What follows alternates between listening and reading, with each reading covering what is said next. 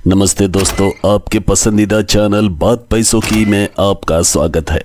आज हम बात करेंगे होम लोन की ब्याज दरों में हुई नई कटौती की और इससे आपकी ईएमआई पर कितना असर पड़ेगा।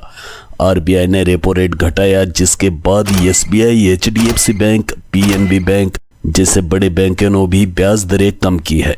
पर सवाल ये है कि ये फायदा आपको कैसे मिलेगा, ईएमआई कम करने के लिए क्या करना होगा।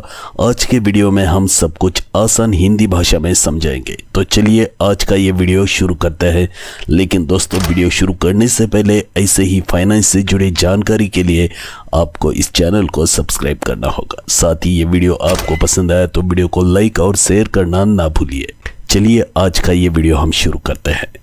तो दोस्तों, आरबीआई द्वारा रेपो रेट घटाए जाने के साथ शुरू हुए ब्याज दरों में कटौती के दौर का लोगों के होम लोन की ईएमआई पर कितना असर पड़ेगा। देश के प्रमुख बैंक के होम लोन की ब्याज दरें देखकर इसका अनुमान लगाया जा सकता है। दरअसल अप्रैल 2025 में आरबीआई ने रेपो रेट में 0.25% की कटौती करते हुए उसे 6.25% से घटाकर 6% कर दिया है। तो यह इस साल की दूसरी कटौती थी। फरवरी में इतनी ही कमी की गई थी। ऐसे में होम लोन लेने वाले राहत मिलने की उम्मीद कर रहे हैं, खासकर वे लोग जिनका होम लोन फ्लोटिंग रेट से जुड़ा है। बैंक धीरे धीरे आरबीआई की रेट कटौती का फायदा ग्राहकों को देना शुरू कर चुके हैं। जानते हैं ईएमआई में कब और कैसे दिखेगा असर। तो दोस्तों, अगर आपका होम लोन ईबीएलआर यानी एक्सटर्नल बेंचमार्क लेंडिंग रेट से जुड़ा है तो आपकी ईएमआई में जल्दी बदलाव आएगा। आरबीआई के निर्देशों के मुताबिक हर 3 महीने में ब्याज दरों की समीक्षा करता है। यानी अगर फरवरी की कटौती का असर अब तक आपके लोन पर नहीं पड़ा तो मई 2025 तक इसका लाभ जरूर मिलना चाहिए। नए कर्जदारों को ब्याज दरों में कटौती का फायदा फौरन मिल जाता है, लेकिन पुराने ग्राहकों को यह लाभ तभी मिलता है जब उनका लोन फ्लोटिंग रेट से जुड़ा हो। जानते हैं कितनी घट सकती है ईएमआई। मान लीजिए आपने 20 लाख रुपए का होम लोन 20 साल के लिए लिया है और आपकी ब्याज दर 8.50% से घटकर 8.25% हो गई है, तो आपकी मंथली ईएमआई करीब 280 रुपए कम हो जाएगी। यह रकम पहली बार भले ही छोटी लग रही हो, लेकिन लॉन्ग टर्म में इसकी काफ़ी सेविंग हो सकती है।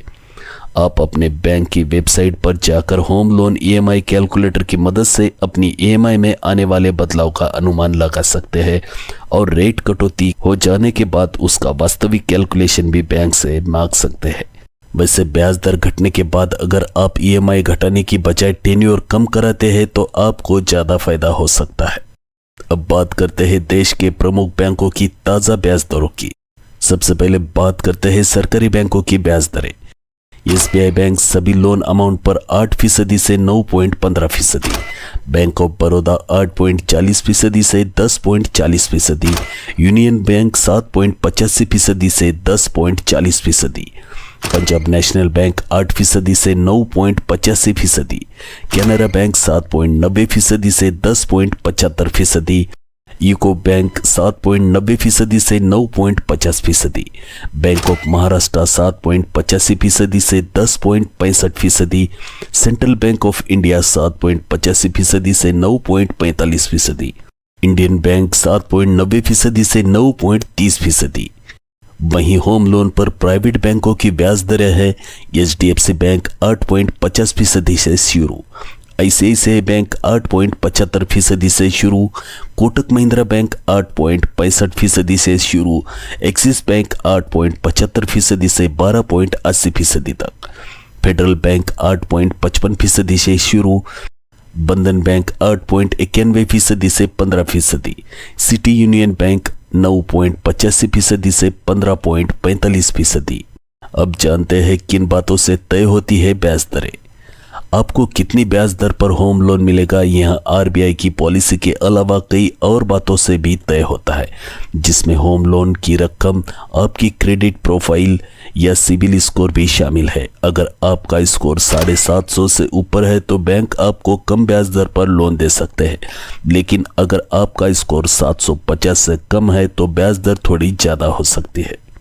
अगर आप मई 2025 से नया लोन लेने की सोच रहे हैं तो ये सही मौका हो सकता है।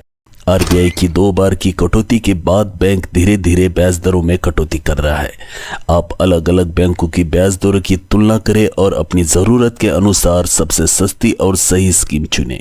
अगर आपका लोन अक्टूबर 2019 से पहले लिया गया है और वह MCLR बेस रेट या BPLR से जुड़ा है तो आपको EBLR पर शिफ्ट करने का विचार करना चाहिए।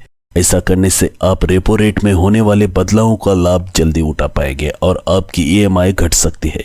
कुल मिलाकर आरबीआई की दरों में कटौती से होम लोन लेने वालों को राहत जरूर मिलेगी, लेकिन यह राहत तभी मिलेगी जब आपका लोन फ्लोटिंग रेट से जुड़ा हो और बैंक समय पर EBLR को अपडेट करे। अपने बैंक से संपर्क कर यह जरूर जान ले कि आपकी EMI कटौती कब लागू होगी।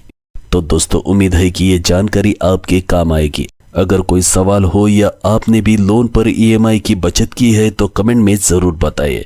वीडियो को लाइक करें, शेयर करें और चैनल को सब्सक्राइब करना ना भूलें ताकि ऐसे ही नए वीडियो की नोटिफिकेशन आपको मिलती रहे।